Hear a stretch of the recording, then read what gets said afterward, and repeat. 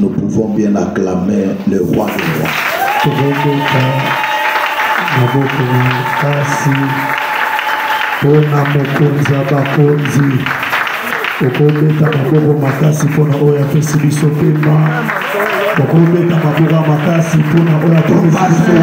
Acclame, mais toi tu n'as pas acclamé. Acclame plus que ton voisin.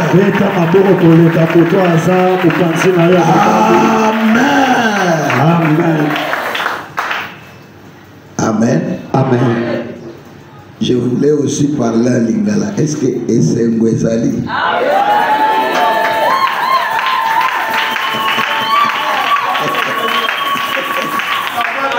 Amen. Amen. Vraiment, je dis merci à l'Éternel Dieu. Le Dieu de toute grâce et de tout honneur. Qu'il soit béni.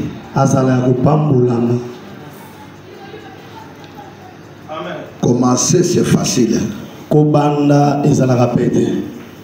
Beaucoup commencent, mais beaucoup ne finissent pas.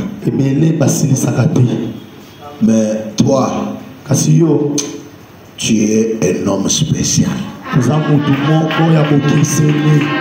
Est-ce que tu peux t'acclamer toi-même? Merci. Je dis grand merci à mon papa bien. Papa, je suis très touché. Les mots peuvent être flatteurs. Mais le cœur parle plus que les paroles. Que Dieu vraiment, partout où tu passes dans ta maison, qu'il soit toujours Dieu.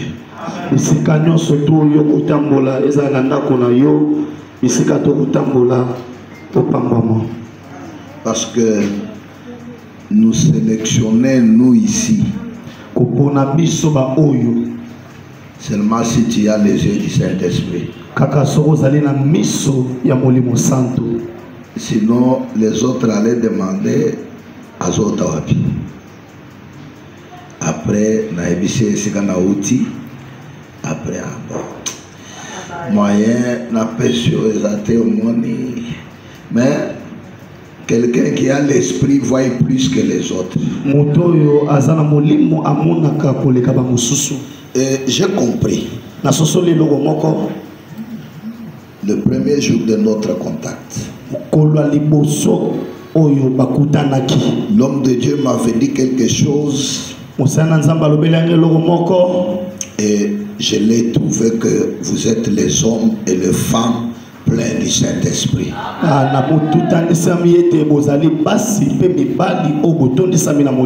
Parce qu'il m'avait dit que l'Esprit te guide. Beaucoup ne disent pas ça. Je suis un ancien chevrolet de service. J'ai grandi avec ce micro.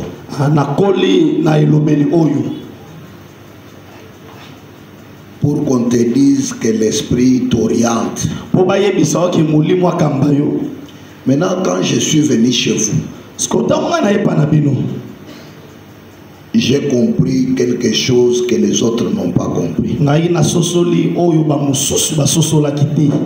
Et j'ai compris que cette prière,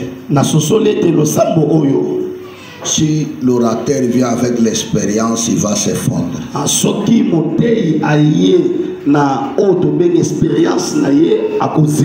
Il va s'effondrer. Bon, même si vous vous refusez, moi, je suis un prédicateur et je connais les auditoires.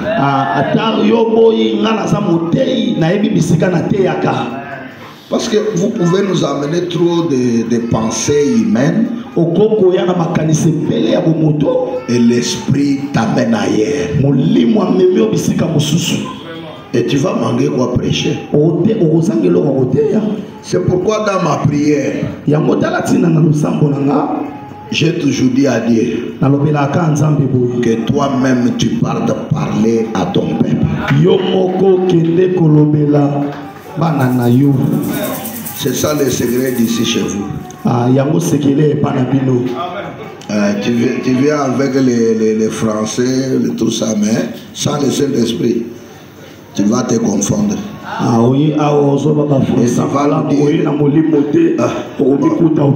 Je m'excuse parce que j'ai ouvert une parenthèse. Hier j'avais dit, soyons ensemble. Nous sommes un. Là où nous sommes nous encourageons et nous félicitons les grâces des autres.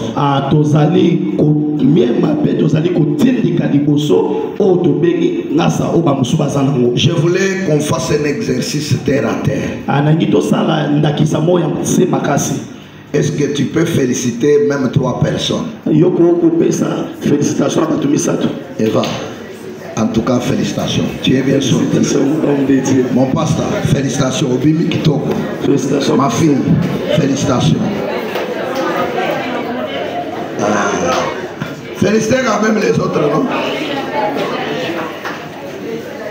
Merci. Est-ce qu'on peut bien acclamer le roi des rois?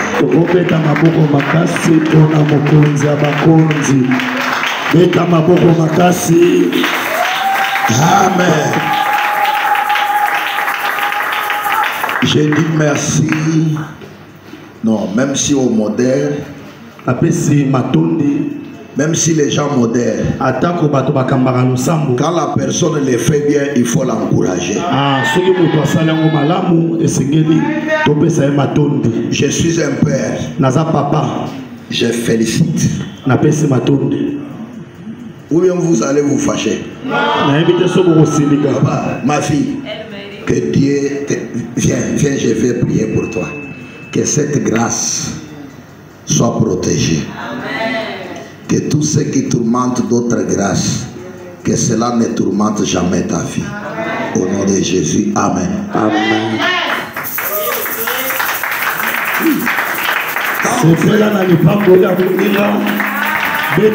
Acclame, acclame.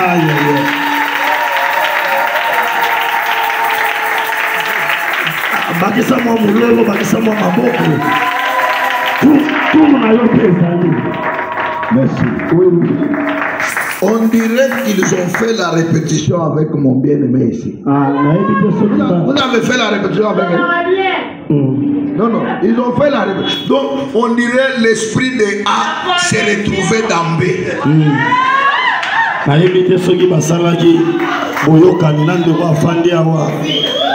En tout cas, que Dieu vous bénisse. Vous voyez, j'étends vers la fin de mes jours, maintenant je commence à avoir mal pour vous laisser. C'est ce qui me fait mal. Même quand vous allez commencer à me voir venir, ne me chassez pas.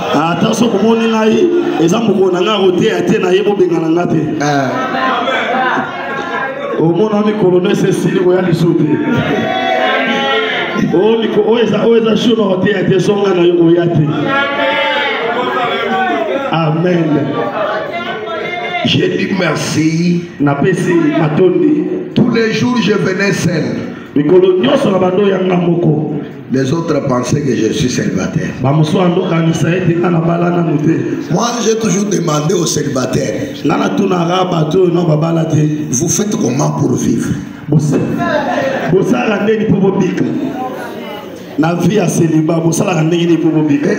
Que les célibataires ne se fâchent pas. Dieu va vous faire maintenant des choses merveilleuses. Je venais chaque jour moi-même,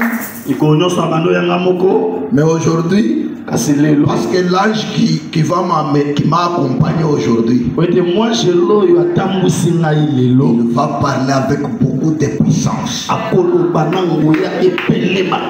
Parce que je ne suis pas venu seul. J'ai amené madame mon épouse. Avec mon cadet. Debout que l'église te connaisse. Merci maman. Voilà, avec mon cadet. Benjamin. Benjamin. C'est pourquoi aujourd'hui je vais vous prêcher avec beaucoup de puissance. Je vous avais dit hier, quand vous marchez, c'est le risque de vous voler. Mais heureusement, on ne m'avait pas volé. Ça va? Maintenant pour aujourd'hui, je ne parle pas les secrets. C'est les noter bien. Notez bien. Notez bien. Notez bien. Voilà. Maintenant dans les noter bien, l'esprit est en grande quantité présent. Surtout la modératrice, elle est allée nous laisser très loin. On ne s'est pas retourné sur la terre. C'est depuis que nous a laissé là-bas.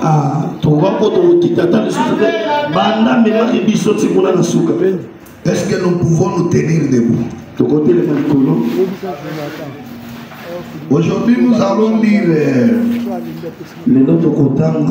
seulement dans les livres de base. On répète le couplet du 14e verset. Donc, Ézéchiel 37, 14. Mais on prend seulement le premier paragraphe. Ça, on peut répéter comme une récitation. Je mettrai mon esprit. Allons-y. Je mettrai mon esprit en vous et vous vivrez. Très bien. Maintenant, je prends 9 et 10. Nous allons encore lire ensemble. Je compte 1, 2, 3, nous lisons. 1, 2, 3. Allons-y. Il me dit, prophétise et parle à l'esprit. Prophétise, fils de l'homme, et dis à l'esprit. Ainsi parle le Seigneur, l'Éternel. Esprit, viens des 4 vents, souffle sur ces morts et qu'il les revive. Amen. Veuillez vous asseoir.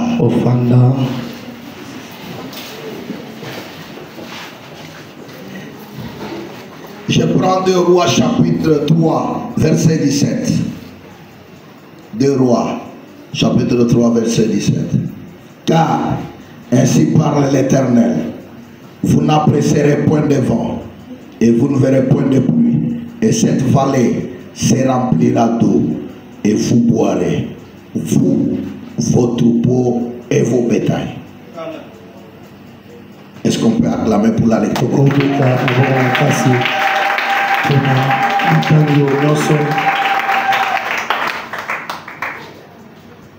C'est ce matin. C'est les noter bien. Les noter bien, on commence avec le premier astérix.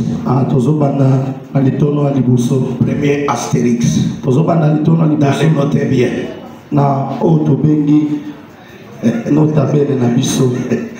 Que Dieu te bénisse. L'esprit était là. Mais l'esprit attendait la parole prophétique. Ce matin, nous sommes tous le prophète de nos vies. Dis à ton voisin, toi-même, tu es le prophète de ta vie. Parce que tu as déjà l'esprit. L'esprit t'a rempli hier. L'esprit t'a rempli. L'esprit est là. Mais ça attend que tu parles. Ça attend la parole prophétique. l'esprit de soi-même ne pouvait pas aller dans les ossements. Mais l'esprit attendait la parole prophétique.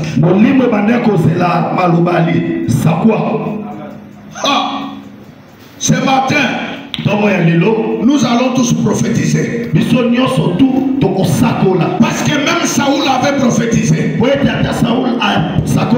Ce matin, n'attends pas que quelqu'un prophétise sur ta vie. Toi-même, tu vas prophétiser sur ta vie.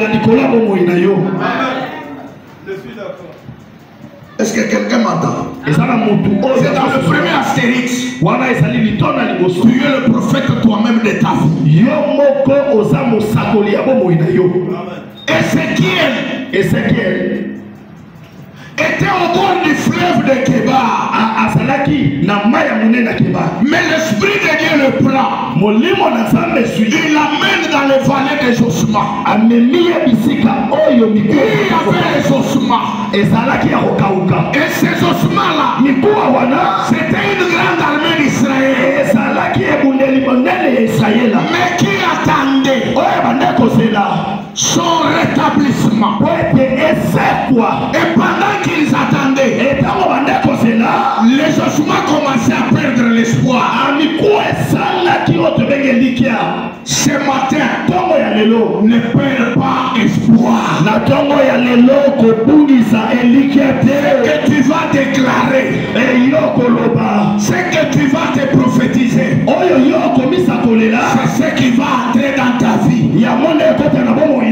Ce matin, et on parlait, mais maintenant, c'est toi qui vas parler. Ce matin, tu es capable d'annuler ce que tes ancêtres avaient parlé. Tu es capable d'annuler ce que les hommes t'avaient montré. Ce matin, n'attends pas ce que les autres parlent. Toi-même, tu vas parler. Est-ce qu'il y a des gens qui m'entendent? Et on parlait. Maintenant c'est ton tour. S'il n'y avait pas de prophète, les ossements allaient rester séchés. Est-ce que vous comprenez?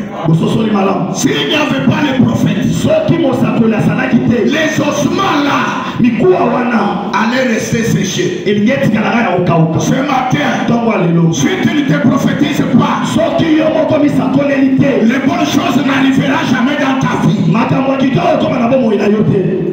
Ça va? C'est toi le véritable prophète de ta vie. Les hommes que vous attendez là, les hommes regardent l'apparence. Mais Dieu regarde le cœur. Et je vais exagérer. Je ne reconnaîtrai pas que je suis avec Dieu parce qu'un prophète m'a dit, mais moi-même je sens que je suis avec lui.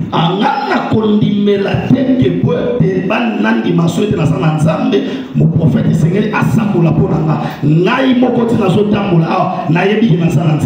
ce matin, le problème que tu as là, ça attend que tu parles. Et ça c'est la yondoloba. Si tu parles, la maladie va quitter. Le chômage va finir.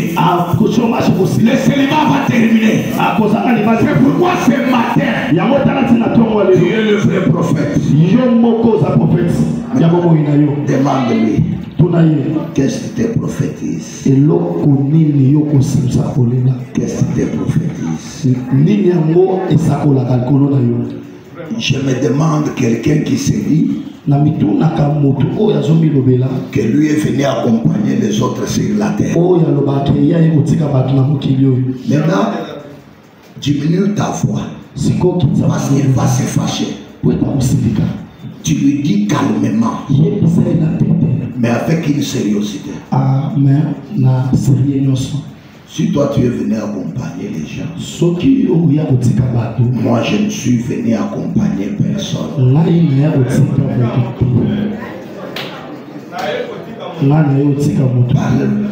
Ne parle pas à haute voix. Comme papa parlait. Non, nous allons parler avec papa parce que.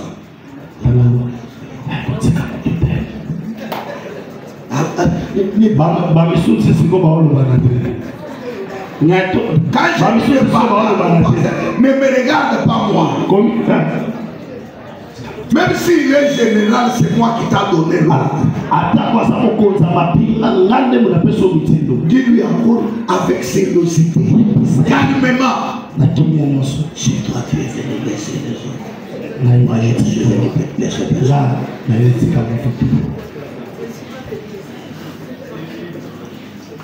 Que Dieu te bénisse. Et ce matin, ta bénédiction, ton bonheur n'est pas sur le front de quelqu'un. Ta bénédiction, ton bonheur n'est pas dans la bouche de quelqu'un.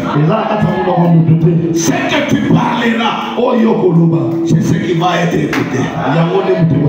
Esther a donné la première fois la nourriture. Le roi Assyrie lui demande, Esther, qu'est-ce que je peux faire pour toi?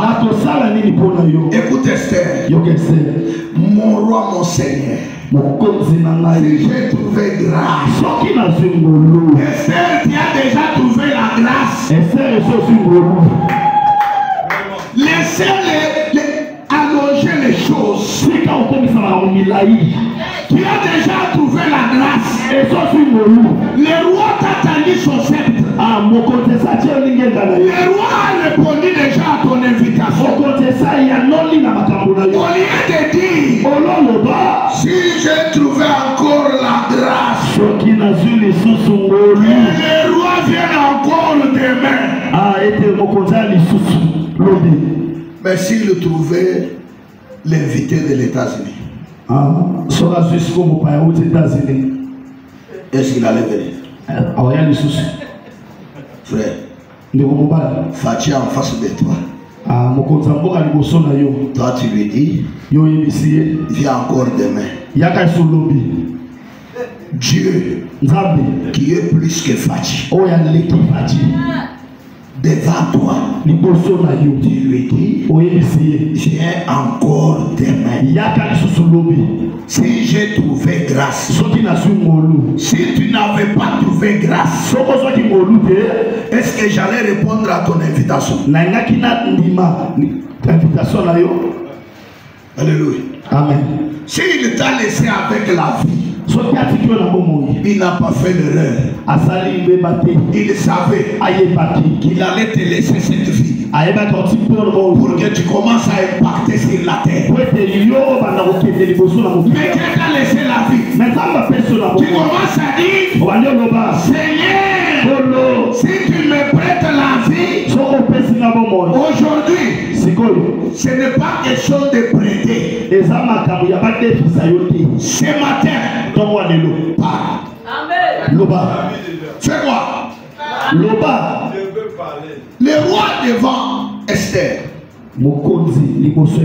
vient encore demain. Le roi dit, ça va. Je vais encore demain. Mon Seigneur, mais amène encore Aman. Mais s'il y avait la guerre à l'est, Aman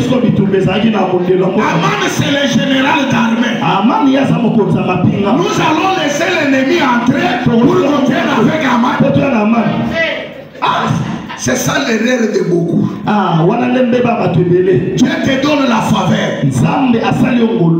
mais tu prolonges les choses. Il y a un prophète qui est descendu de Bethel. Il trouve un homme.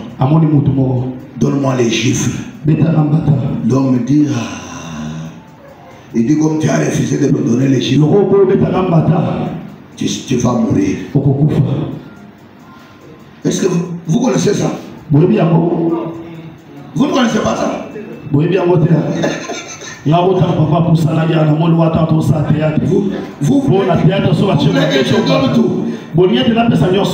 Le prophète est venu.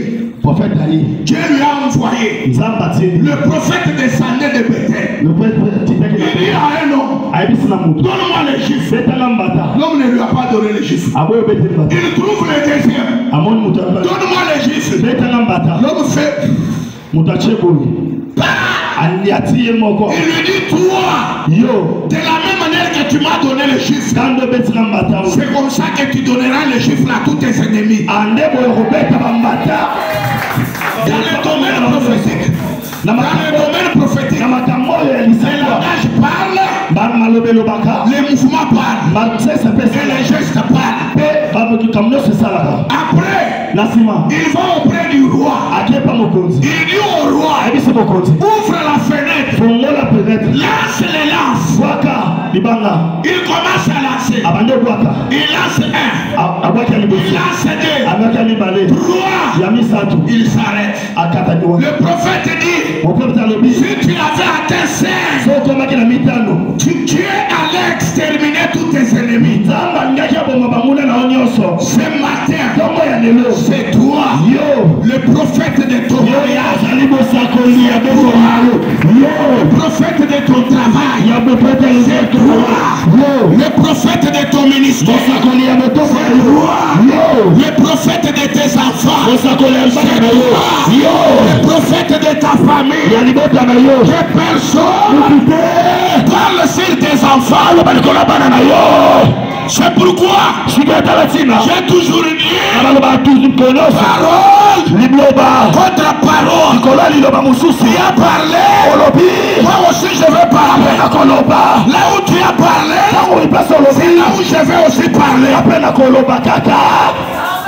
Ils avaient dit que mes enfants n'iront pas en mariage. Et matin, je vous donne le mariage.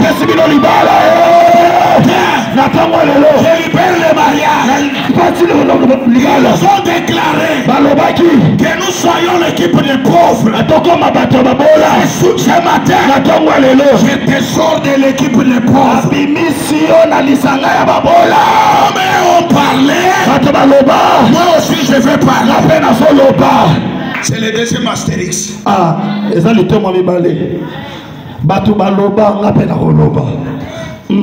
on parlait. Frère, tu n'as fait aucun mal. Mais tu es vilipendé partout. Tu ne fais que pleurer. Efface les pleurs. Tous les jours n'est pas à pleurer.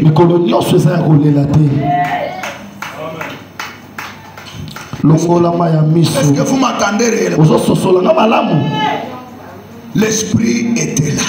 Mais l'esprit attendait la parole. Ce matin, le prophète, il est prophète quand il parle. Quand tu es prophète et tu ne parles pas, tu donnes l'avantage à ton ennemi. Notre prière c'est pour 21 jours. Même s'ils vont créer les obstacles, nous aussi, nous ouvrons la voie. Là où aimer les obstacles, nous ouvrons la route.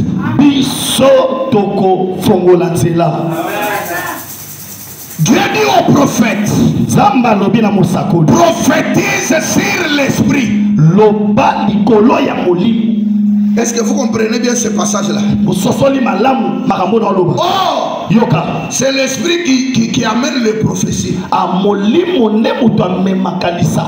Mais Dieu dit au prophète de prophétiser sur l'esprit. Vous avez compris cette nuance-là? Ils ont été poussés par le Saint-Esprit et ils ont parlé.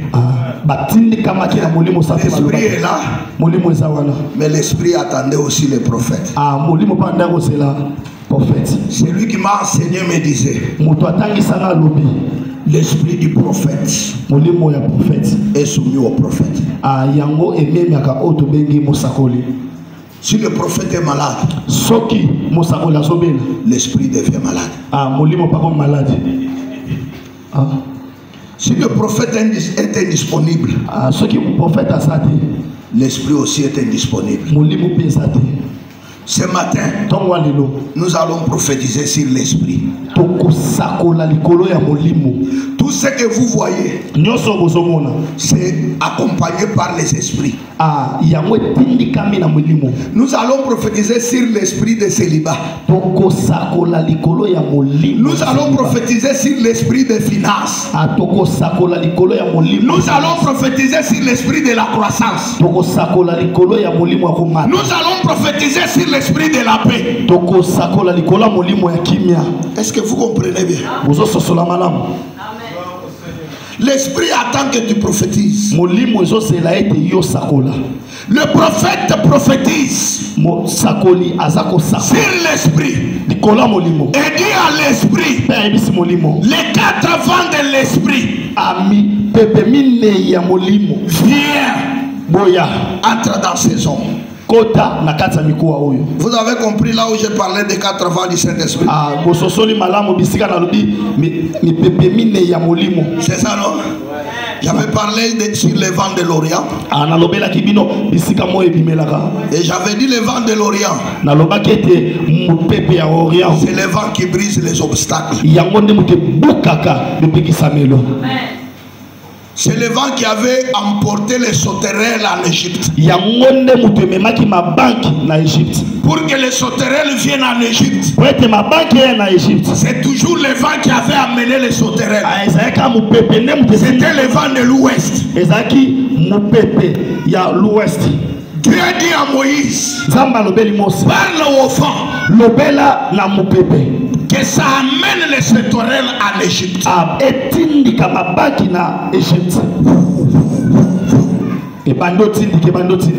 Les sauterelles en Égypte. Quand Dieu a voulu encore enlever les sauterelles, toujours les vents. Maintenant il ouvre les vents de l'Orient. Les vents de l'Orient vient, il prend tous les sauterelles. Là c'est en Exode 10. Pour que tu aies les soubassement. Le vent maintenant vient aussi emporter. Maintenant, quand le prophète prophétise, il prophétise sur les 4 vents. Pourquoi sur les 4 vents? Parce que l'homme agit seulement quand il y a 4 vents. Parce que l'homme reprend la vie seulement quand tous les 4 vents sont là. C'est pourquoi nous avons reçu l'esprit de dire Abba Père. C'est-à-dire, nous n'avons pas eu la partie, mais nous avons eu la plénitude du Saint-Esprit. Ça va? Pourquoi Dieu nous a donné tous les 4 vents? Est-ce que je peux vous dire d'abord l'autre vent? Dieu créa l'homme. Il l'a formé. L'homme était là. Dieu souffla dans son narine.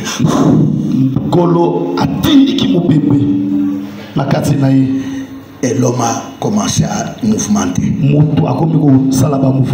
Que Dieu te bénisse. C'est le souffle qui amène la vie.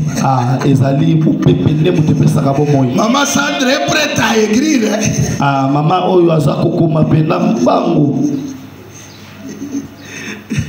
C'est le vent du nord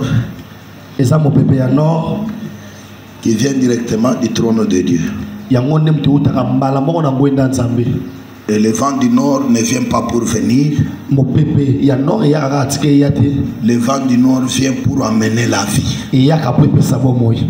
C'est pourquoi le prophète devrait prophétiser sur 4 vents du Saint-Esprit. Pour que la vie entre. Et pourquoi seulement 4 vents? Le prophète ne voulait pas que ces hommes vivent, mais en étant dans les barrières. Il fallait que ces gens vivent, mais qu'ils retournent dans leur pays. Mais pour retourner dans leur pays, il y avait des barrières qui les attendaient. C'est pourquoi ils devraient être enveloppés de 4 enfants. Il fallait qu'ils soient enveloppés de 4 enfants. De manière, en rentrant, même si l'ennemi se présente, que l'ennemi soit brisé. Ce matin, vivre sans bonheur, c'est mourir sans témoin. Quelqu'un est en train de dire, mais il commence à endurcir les choses. Vivre sans paix, c'est mourir sans témoin. Vous savez, il y a des gens qui vivent, mais qui sont déjà morts. Je m'explique. Prenons les possédés des Kadaré. On les liait des chaînes. Personne ne les domptait. Cet homme a quitté la ville. Il est allé se réfugier dans les cimetières. Il vivait ou bien il vivait déjà mort.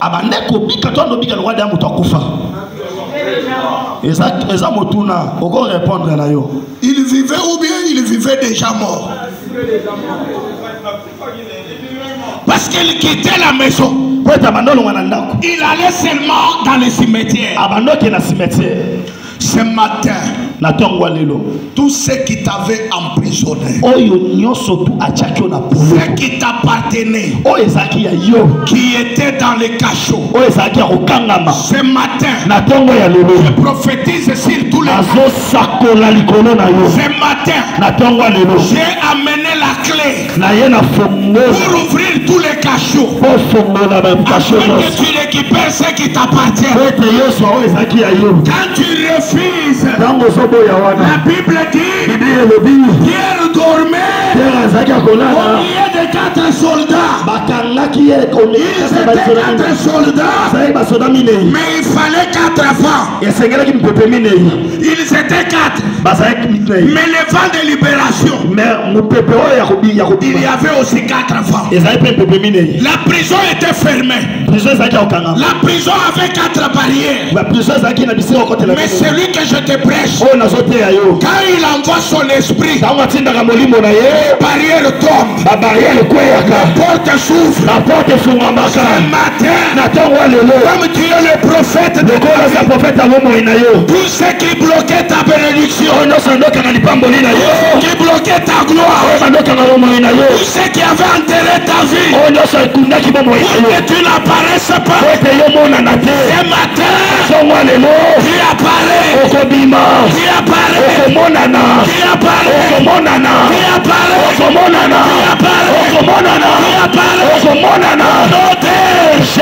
Jésus-Christ de Nazareth, avec effet immédiat. Amen.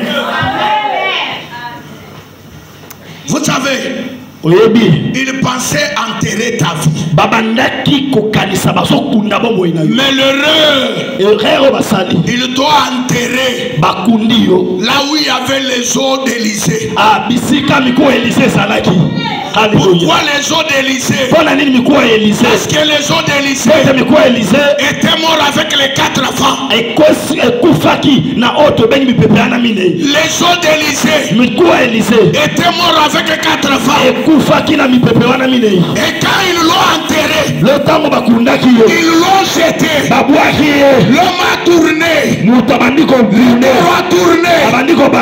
jusqu'à toucher les eaux d'Élysée. Qu'il avait enterré, ils ont vu derrière. Papa est en train de le suivre. Ils ont vu derrière. C'est lui qu'on était venu enterrer, en train de le suivre. Ce matin, tout ce qu'on avait enterré dans nous, je le déterre.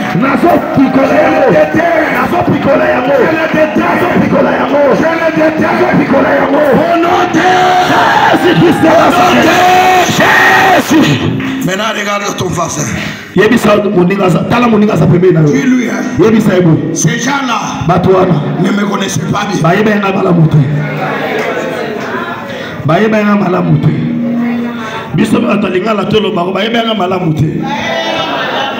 Ces gens-là ne te connaissaient pas. Ils pensaient t'enterrer pour que toi, sur cette ville, qu'on n'entende pas ta voix.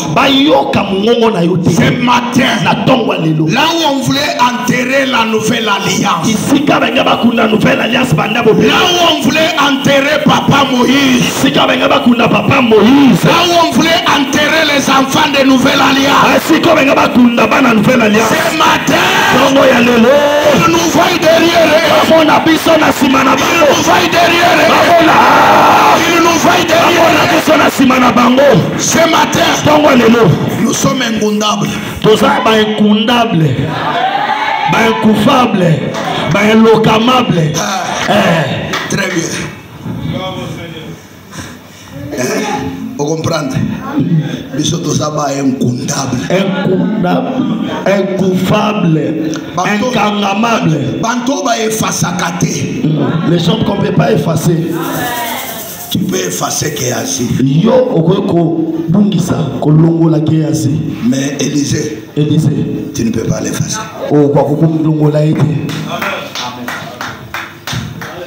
Tu peux effacer les autres. Mais maman Sandre, maman Safi, maman Safi, tu ne peux pas l'effacer.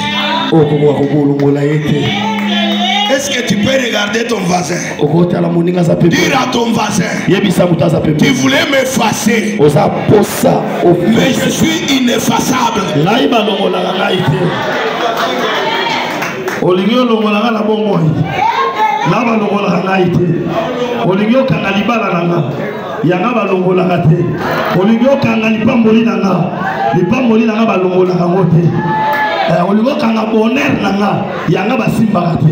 Vous savez pourquoi?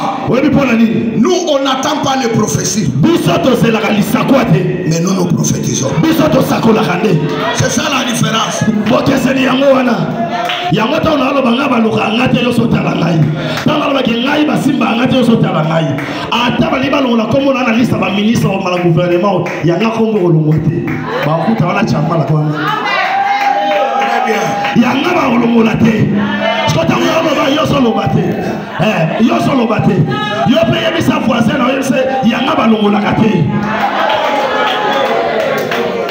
On ne va pas t'effacer.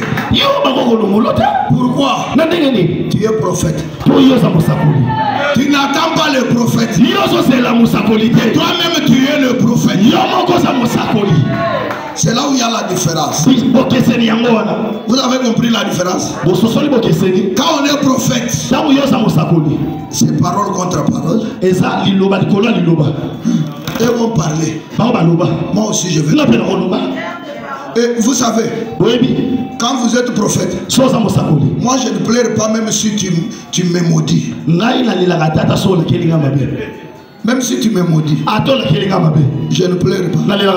Parce que je ne suis pas le premier. Bélam et Belak, ils se sont complotés pour maudire l'Israël. Est-ce qu'ils l'ont maudit? Pourquoi toi tu plais? Même si on avait dit tu vas mourir ce matin, moi je t'ajoute 15 ans. Même si on a dit tu vas mourir en 2028, moi j'ajoute sur 3 là 0. Parce qu'un prophète, c'est celui qui a la capacité d'ajouter ou retrancher. Quand vous refusez, mon grand frère Eli, il marchait avec la clé Moufangol de la régie des eaux. Il marchait avec les Moufangol. Il pouvait fermer la pluie ou ouvrir la pluie. Est-ce que vous comprenez bien? Là où vous êtes là, Vous ne cherchez pas le mariage. Vous marchez avec la clé du mariage. Ton âge est déjà avancé. Le Dieu que moi je te prêche, c'est le Dieu qui donne le mariage à tout âge.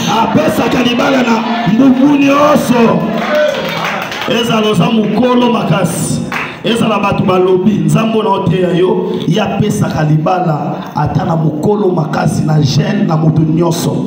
Chez moi j'ai des veuves mais qu'on épouse. Ngai nazana baso bakufela mibali me babana kabango. Ils sont veuves. Mais on les épouse toujours. Quand on les épouse là, vous trouverez des filles en train de pleurer. Ceux qui pleurent là, c'est parce qu'ils ne sont pas des prophètes de leur vie. Ce matin, je te donne le don de prophétie.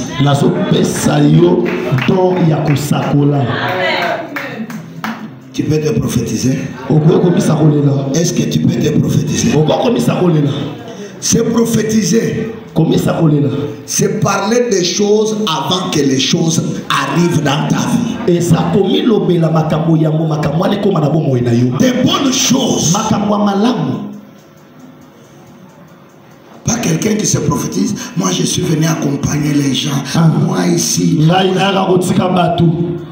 Na bomo yo libota na biso toyaka kotika batu tosala koboni biso ezalaka bomo te ce qui était fort ozaki makasi c'est la grâce que Dieu t'a donné eza ngolo nzamba pesi yo. Maintenant le reste ici o etika yo tu pleures pourquoi? ozolela pona ni tu pleures pourquoi? o lela pona ni. Ce qui est important c'est la grâce. Dieu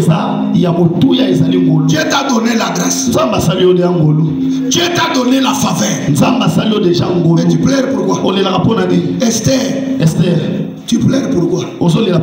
Assurer cela. Aman est là. Maintenant, la vie d'Aman est entre la main d'Esther. S'il voulait qu'Aman vive, il allait vivre. C'est pourquoi quand il pointe à Aman, les rois s'énervent. Les rois se mettent debout. Aman a compris. Maintenant, le problème ce n'est pas le roi. Le problème c'est Esther. Il est allé près d'Esther. Mais il était parti devant Esther. Mais oubliant que Esther était juif. Elle n'avait pas le choix. Quand il s'est approché d'Esther, et le roi dit, il veut même violer ma femme. Ce matin, c'est lui qui veut te faire du mal. Il veut te violer devant ton Seigneur. Il veut exagérer. Les hommes que vous voyez, même s'il n'a pas la force, mais pour sa femme, il peut même m'emprunter la force.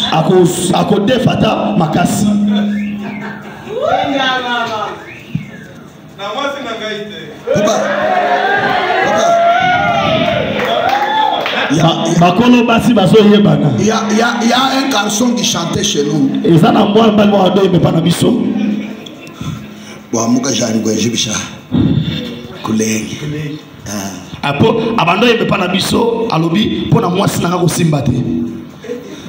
Na shamuntu yeye kahumba atamutongoza makasa ndengeni wa kumugashi pona mwasi uliwanja nuwenzenda pompa yeba osaka pompage nzambi wa shimishoni nzambe ya Samson ulimwa kumwisha kabila makala akopese pe makasi yeko amulenda lubanga lwa ana lubishi yepe asi lingenda oya ya mubwesu wewe ndi mulu makanyi yosa mubali nini wabalenga mugaje bakatano wat yo bazo simba mwasi na bando talaka boyi urusamanya osobela wena ashwe usama ata yosobela ima shakala lukabuskadi sam swam mbeto ya maladi bwaka yango parce qu'on a touché à ta femme poete basimi mwasi na yo.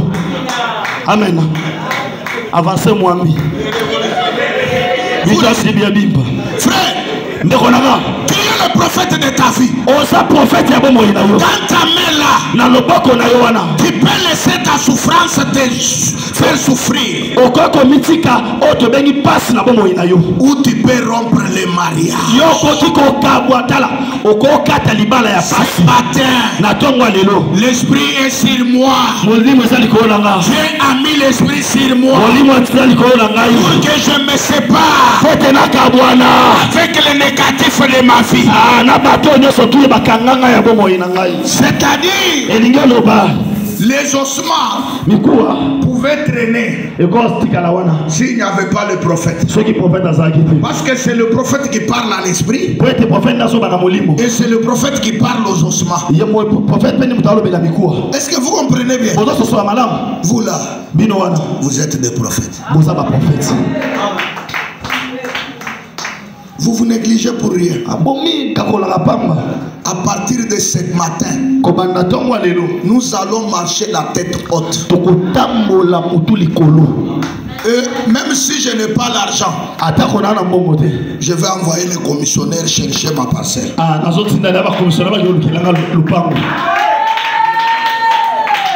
Je vais leur dire, commissionnaire, cherchez-moi d'abord la parcelle dans la commune de Kinshasa. Je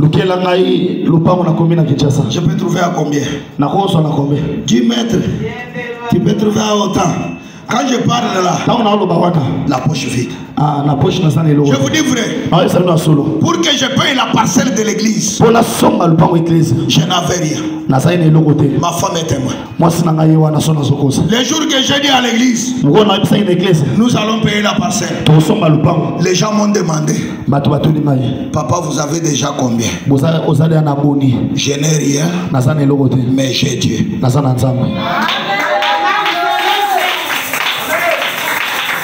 Lelo matéa maman za témoin.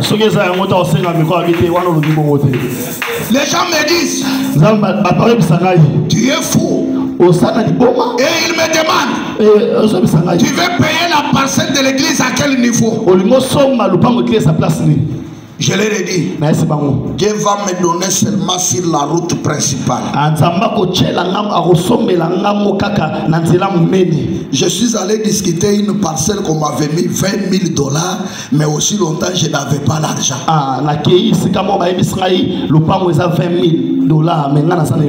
Je n'avais pas l'argent. Les gens me disent, mais tu sembles être fou. Quand on est prophète, on est fou. Parler dans le désert, ce n'est pas une chose facile. J'ai commencé à demander les prix. Un jour, l'un de mes frères me prend. Il m'amène sur une parcelle. Il dit, papa, nous pouvons payer cette parcelle. J'ai regardé la parcelle. J'ai contrôlé. J'ai dit oui. Ici c'est bon. Nous pouvons bâtir l'église ici. Il me dit, papa, nous pouvons payer ça. Quand le frère m'a amené là, je n'avais rien.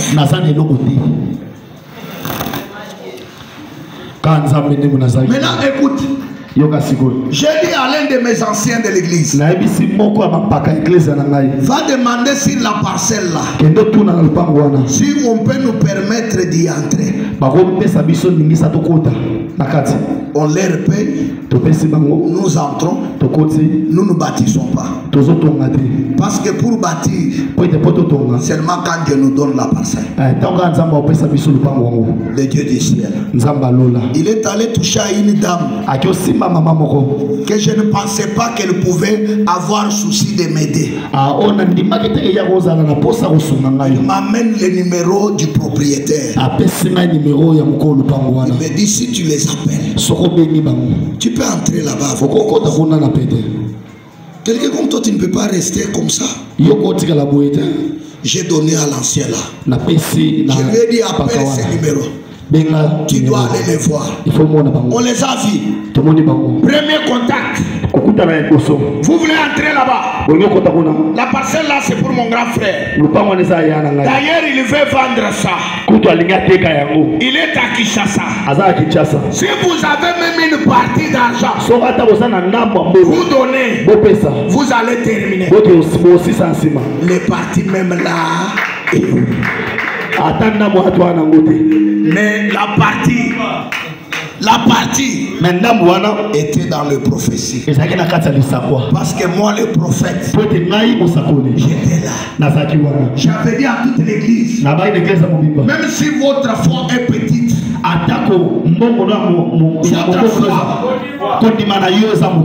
moi, Dieu me donne la parcelle de l'église. Écoute Dieu avec les complications. Nous entrons dans cette parcelle-là. Le premier jour qu'on fait le culte, j'essaie de faire monter les mastors. Le ciel s'ouvre. Dieu me parle. Écoute Dieu ce qu'il me dit. Jean dit, je t'ai donné la parcelle. Tu es escroc. Est-ce que tu es escroc? Tu veux ravir la parcelle d'autrui sans l'argent. Le ciel s'est ouvert. Dieu m'a dit, tu ne quitteras pas ici. C'est la parcelle que je t'ai donnée. J'ai parlé à l'église. Je leur ai dit, Dieu nous a donné cette parcelle. Les gens se regardent. Quand on est prophète, on est comme Élie. Pour la fin d'une personne, tout le monde a mangé la pluie. Est-ce que tout le monde n'avait pas mangé? Est-ce qu'aux tables d'Akab, les gens ne mangeaient pas? Mais comme Élie était absent, je vais fermer la pluie. Vous là, vous êtes capable de faire progresser les sociétés même qui ne vous appartiennent pas. Là où toi tu entres, les choses marchent. Ne sois pas quelqu'un qui entre dans les chorales et les chorales commencent à boiter. Quand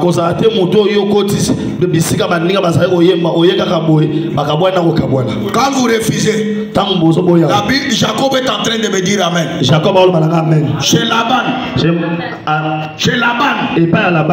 il n'y avait pas les tachetés ni les raillés. Mais comme Jacob était prophète, il est allé chercher les plantains.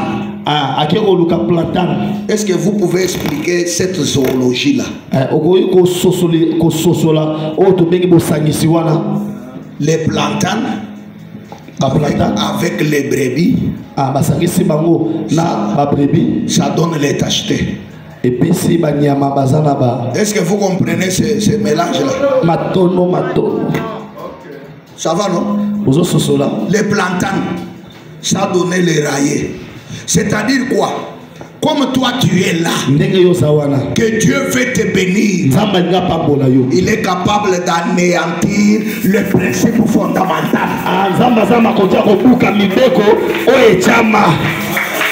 Dieu est capable d'annuler le principe fondamental. Mais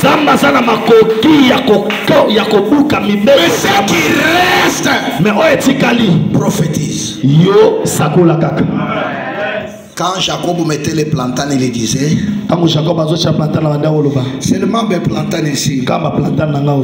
Tous les petits baies qui vont mettre, seulement les tachetés et les raillés. Moi j'ai mis les plantains. Cet homme veut me faire souffrir, mais il va comprendre que je suis le prophète. Il a mis les plantains. Laban regarde dans les troupeaux, les raillés et les... Mais moi je n'avais pas les raillés. Les raillés étaient dans le ventre de Jacob. Tel que vous êtes là, le mariage est en vous là. Les dollars est en vous là. La royauté est en vous là. Le succès est en vous là. Ce matin, si tu les sors, les gens vont les voir. Maintenant je termine. avec le deuxième livre.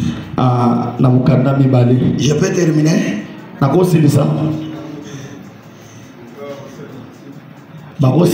Qui peut lire ce verset que j'avais lu là? Pour que je sache que vous me suivez.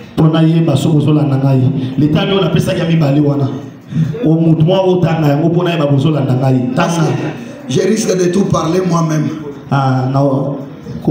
C'était quel livre? Chapitre combien? 17. Je veux à partir de là que quelqu'un lise. Là-bas. À partir d'ici. J'aime que vous ici vous lisez quand même. Dans votre téléphone, il n'y a pas la Bible. Lis, maman, lis. Car ainsi parle l'Éternel. Vous n'apercevrez point de vent et vous ne verrez point de pluie. Vous n'apercevrez pas le vent et vous ne verrez plus la pluie. Et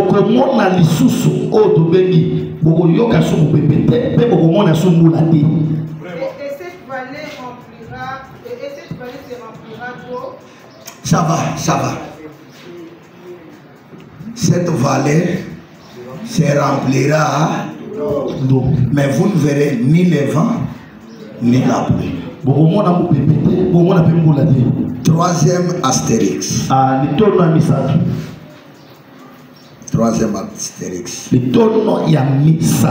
Je mettrai mon esprit en vous, vous vivrez. Nous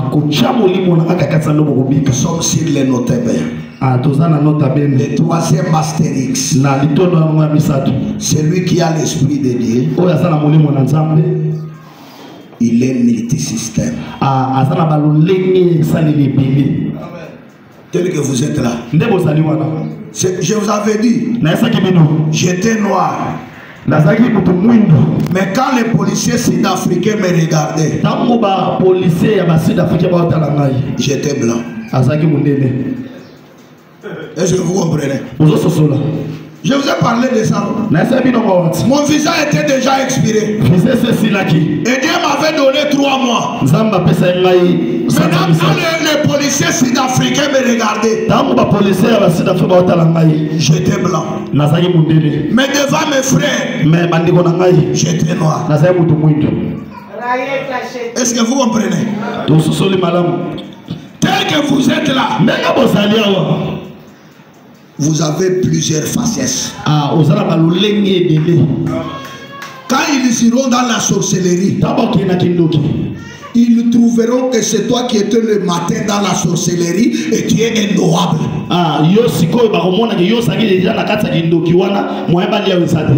Quand ils iront au fétiche, ils trouveront que tu es le plus grand fétiche de tous les féticheurs.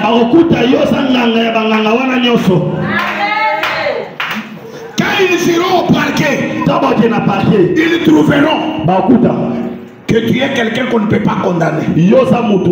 Parce qu'à toi, il y a un juge qui se transforme en avocat. Il est juge, il est avocat. Lui-même, il est le lion de la tribu de Juda.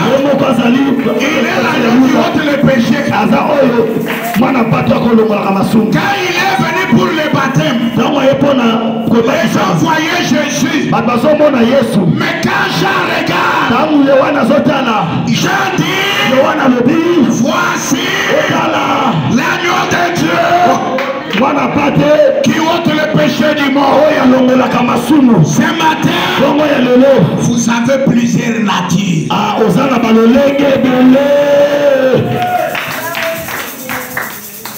Est-ce que vous comprenez? Quand ils viendront en oiseau, tu seras le grand aigle. Tu seras le grand aigle. Quand ils viendront en brousse, ils te trouveront les lions de la tribu de Juda. Quand ils entreront dans les arbres, il te trouvera toi la boîte d'acacia. Quand ils viendront encore. Toujours toi là. Tu deviens le bois de gopher. Parce que le bois d'acacia, c'est le bois habitué à la souffrance. Il doit envoyer des problèmes. Pensant que tu vas mourir. Mais Dieu va te maintenir. Parce que la Bible dit, nous ici, nous sommes les rejetons. Qui franchit le miracle. Ce matin, je vous fais franchir le miracle.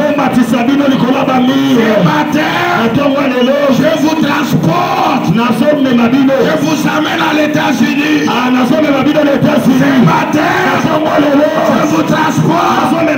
Je vous amène dans le mariage. Ce matin, transport. T'amène dans la gloire. Jésus. Avec effet immédiat. Maintenant, il y a 5 personnes. C'est moi-même la gloire. C'est moi-même la gloire.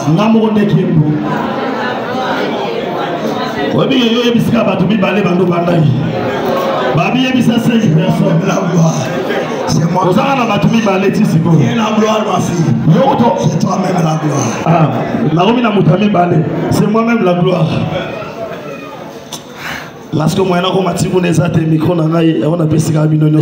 Je t'accorde 3 personnes peuvent aller te saluer. C'est moi-même la gloire. C'est moi-même la gloire. Oui, toi. Ce matin, le prophète dit, vous ne verrez pas le vent. Vous ne verrez pas la pluie. Ce matin, ils ne comprendront pas comment tu as eu le mariage. Ils ont embêté tous tes fiancés. Mais cette fois-ci,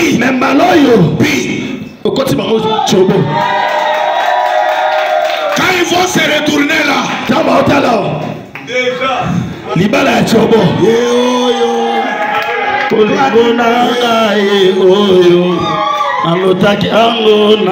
vont se demander, c'est elle là ou ce n'est pas elle là?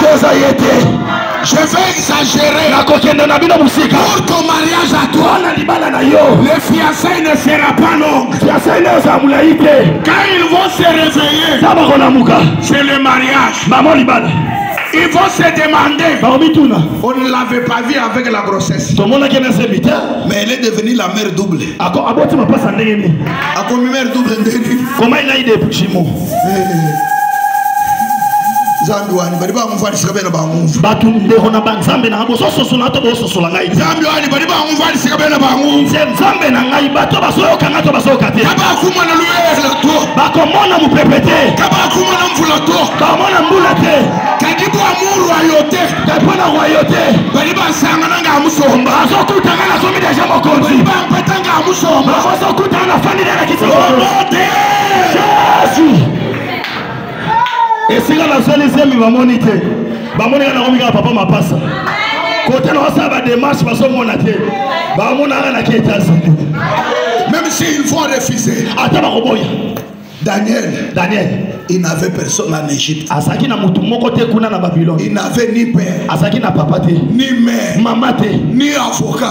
Avocat pe. Il n'a même pas fait la demande. Asali ata demande te de la prison na kata boloko au ministère. Mbala moko mama tisi. Ce matin,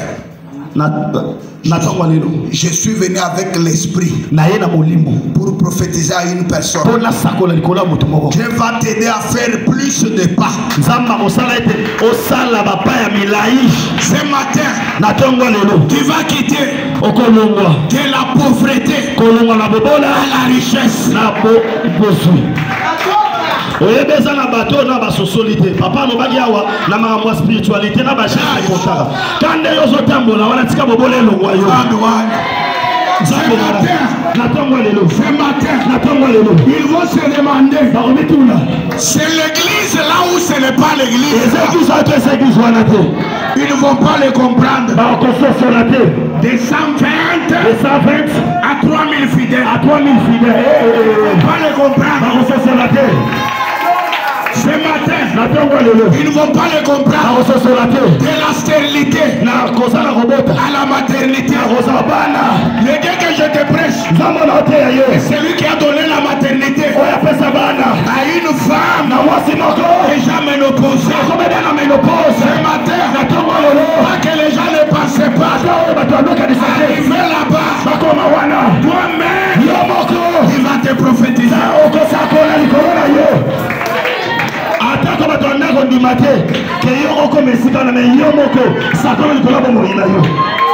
Commence à te prophétiser. Commence à te prophétiser. Commence à te prophétiser. nakokoma bisiko bato nyonso tu bakoma te naomata na niveau bato bakanisela ngai te nakoma mutu ya mbongo na moko oyo bakotanga nga parmi bagrand kande naoloba boye ndenge ezokoma nazoloba ngo na mongongo ya mokie me napakotatola yango na mongongo ebele batiki bakende bazonganga nazoloba mais gloire ye oyeba na moto moko. Je veux qu'on parle ensemble. Parce que la prière d'aujourd'hui, je l'appelle, c'est la prière Chumfundu. La prière La prière Moutoumou. Je sais comment ça va commencer. Mais je ne sais pas comment ça va finir. Parce que ce matin, nous sommes les prophètes. Est-ce qu'on peut prophétiser ensemble? Seigneur Jésus. Pourquoi les autres ne parlent pas? Vous avez peur de la manière que ça va finir. Il y a ceux qui seront par terre. Il y a ceux qui vont pleurer. Il y a ceux qui vont s'allonger sous ces tapis. Parce que ce matin, le diable ne les comprend même pas. Seigneur Jésus, Seigneur Jésus, Seigneur Jésus, Seigneur Jésus, ce matin, je prophétise sur ma vie, ce matin, moi j'en dis, toi tu es Jean-Di, toi tu n'as pas le nom. Si tu n'as pas le nom, je vais te donner le nom de mon cadet. Mais tu as le nom. Ça va. Ça va. Je veux que tu te prophétises toi-même. Aïe. Ce que nous sommes en train de faire aujourd'hui, ça m'a rappelé le fait Albert Lucas.